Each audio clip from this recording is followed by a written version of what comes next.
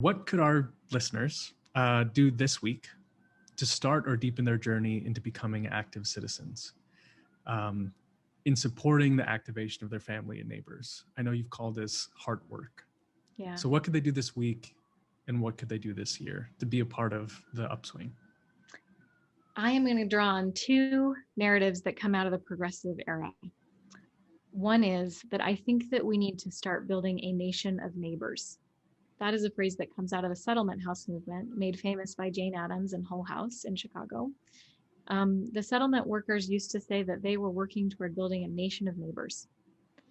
And I think that that's a really powerful thing because we can be neighbors and still disagree.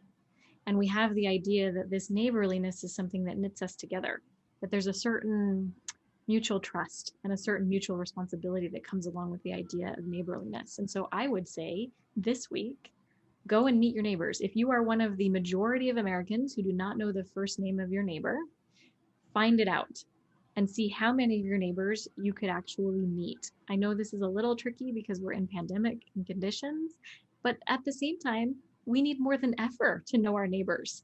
What if you were hit by a polar vortex and all of a sudden didn't have heat and power and electricity? True. Imagine a crazy scenario like that. Wouldn't you need and want to know your neighbors? Do that work now before it becomes critical. That would be one thing. The other thing, and I'm going to draw again on the settlement house movement because it's my absolute favorite movement from the progressive era.